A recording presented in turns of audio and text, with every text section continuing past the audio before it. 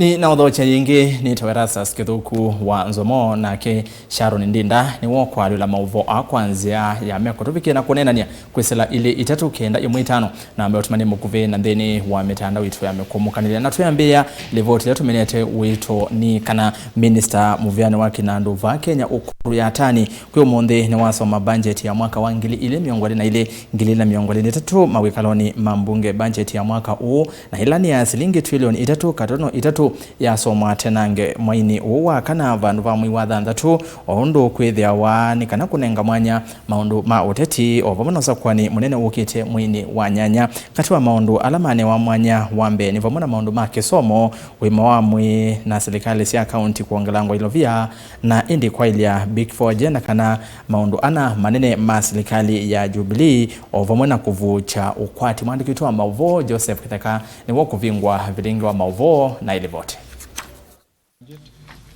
Budget ya mwaka huu wa ngili ile miongoli na ile ngili na miongoli na itatu ya somotene kwi umundi nundu osokwa ni munene ula ukite. Hii ni budget ya Muthya Ungu Utongoi Musumbi Uhuru Kenyatta. Budget ile ya somo kwi umundi ni ya trilioni itatu katono itatu. Ile ya somo ni wa Minister Muvyani wa Kinandu va Kenya Ukuru ya tani. Spending in the financial 2022-2023 will focus on supporting economic recovery and the Big Four agenda to ensure the highest impact on the well-being of Kenyans. The proposed total program spending for the financial year 2022-2023 amounts to Kenya shilling 3.3 trillion.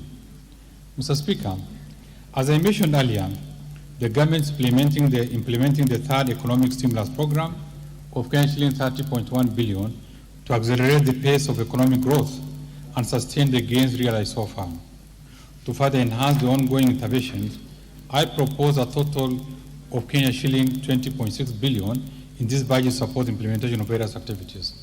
Mr. Speaker, out of this, Kenya shilling 2.1 billion is for the youth empowerment and employment creation under the Kazi Mutani program, Kenya shilling 8.2 billion for improving educational outcomes, Kenya shilling 1.3 billion for improving health outcomes, Kenya shilling 5.8 billion for improving environment, water and sanitation facilities, Kenya shilling 1.5 billion for fertilizer subsidy, and Kenya shilling 1.6 billion for enhancing liquidity to business. Tukunikila urumevya kipathokanio ya ilovia ni kana mpango wa serikali ya Jubilee unatuita Big Four agenda ni wavathe wa shilingi bilioni yana imwe miongo ina na thanthatu katono na ana. Big Four agenda ini vamona uiti kwa onthe wenda universal healthcare waki wa Iwanda usiethia wali una nyumba kwa vei wanthi. To support implementation of the projects and programs under the Big Four agenda, I have proposed a total of Kenya shilling 146.8 billion.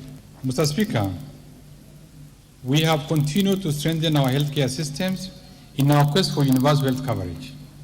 Better health outcomes depend on the availability, accessibility, and capacity of health workers to deliver quality services anchored on well-equipped and provisioned healthcare facilities. To further enhance realization of the universal health coverage, I propose to allocate Kenya shilling 146.8 billion to the healthcare sector to support the various programs aimed at improving healthcare outcomes.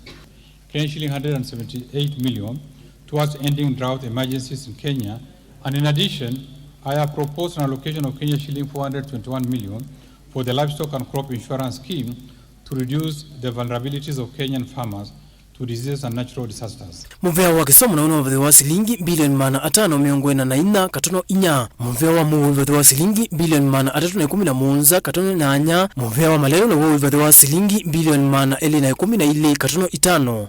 To further improve education outcomes, I propose a total of Kenya shilling 544.4 billion to support programs in the education sector. The government continues expanding critical infrastructure in roads, rails, air and seaports to create an enabling environment for economic recovery and employment creation.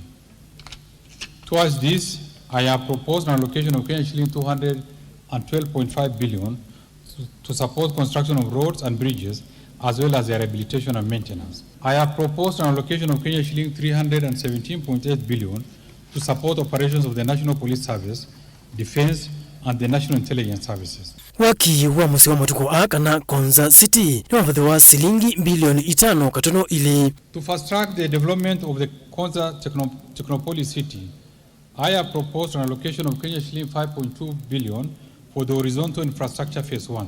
Serikali siamiti huko na sioni siavathiwa silingi bilioni mana atatu ma miongo muunza maundu mambunge na muno mavathiwa silingi bilioni miongo itano katono ili vulana mumuvea wa koti wa vathiwa silingi bilioni 18 katono kenda. In order to enhance good governance and scale up our fight against corruption, I propose an allocation of Kenya shilling 3.6 billion for the Ethics and Anti-Corruption Commission, Kenya shilling 3.4 billion for the Office of the Director of Public Prosecution, to enhance the oversight and legislative role of Parliament and access to justice.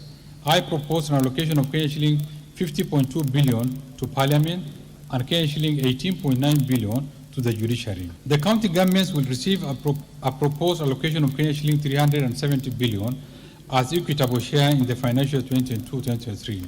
In addition to the equitable share of revenue raised nationally, the county governments will receive recommended conditional allocations amounting to Kenya shilling 37.1 billion. Kavindani katuelekele usakwani mwenene muvea wa usakwani va Kenya itina nana wa vathiwa silingi bilioni miongo ili na ili katono kenda. In order to facilitate the 2022 general elections, we allocated Kenya shilling 22.9 billion in the current financial year 2021-2022, and I further propose an allocation of Kenya shilling 21.7 billion in the financial year 2022-2023 to the Independent Electoral and Boundaries Commission.